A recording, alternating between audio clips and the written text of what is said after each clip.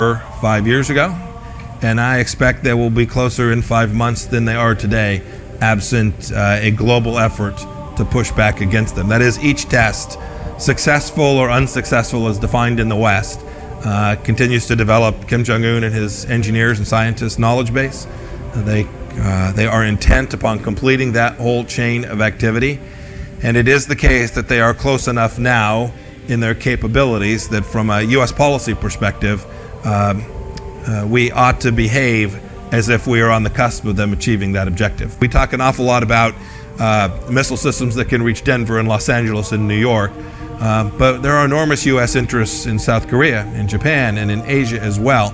And so we shouldn't just focus solely on this ICBM threat, but the enormous conventional weapon systems that are in the hands of this man, and the other elements of their nuclear program and other delivery technologies of those nuclear weapon systems. It seems that the world is stunned that the Russians are trying to poke their hand into U.S. elections and policy. This is not a new phenomenon. The technology is different. The tools that they use are different. But this was a threat in 2016. It will be a threat in the midterm elections in 2018. It will be a threat in 2020. Until there's a new leader in Russia, I suspect it will be a threat to the United States for an awfully long time. All of USG, all of the United States government has an obligation to understand that. That's our primary task, and to deliver that understanding to the President of the United States and the team, and then for us to find ways to push back against it. And we're intent on doing it. We have a lot of resources devoted to that, and I'm optimistic that we will continue to reduce the capacity of anyone, the Chinese, the Iranians, Al-Qaeda, WikiLeaks, and the Russians, from impacting our election. CIA Director Mike Pompeo said the United States has to act as if North Korea is on the verge of being able to strike it with the missile and act accordingly, and that President Donald Trump is ready to do so. From a U.S. policy perspective, we ought to behave as if we are on the cusp of them achieving that objective, Pompeo said Thursday at the Security Forum held by the Foundation for Defense of Democracies. They are so far along in that, it's now a matter of thinking about how do you stop the final step. Whether it happens on Tuesday or a month from Tuesday, we're in a time where the president has concluded that we have a global effort to ensure that North Korean leader Kim Jong-Un does not obtain that capacity, Pompeo continued. Pompeo is among a number of former officials who have been signaling the increased possibility of a slide into military confrontation with North Korea over its refusal to back down from its nuclear program. The CIA chief spoke at the forum shortly before National Security Advisor H.R. McMaster, who also said the president wasn't prepared to accept the nuclear Pyongyang. The Trump administration comments came a day after former CIA Director John Brennan put the chances of military conflict with North Korea as high as 20% to 25%.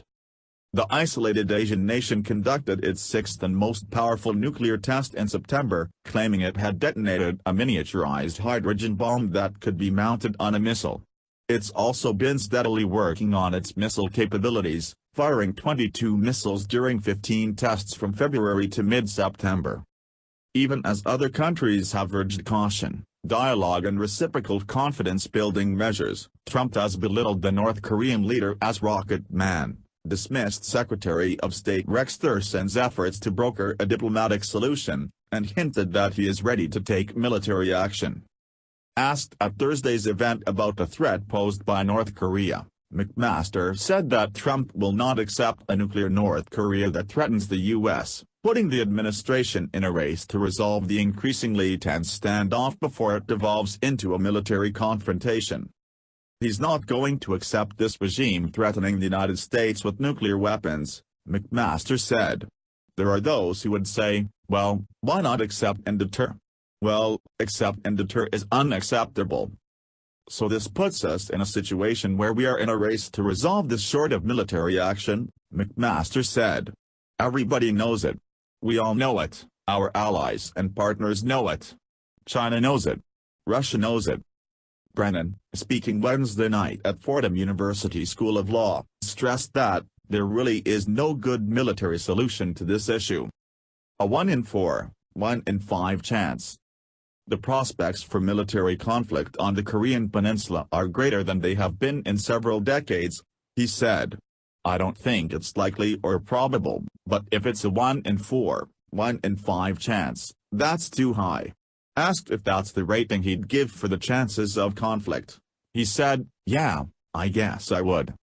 Brennan sketched out a scenario in which some kind of limited military engagement that would result in some deaths, that could then quickly trigger some retaliatory strikes that could escalate.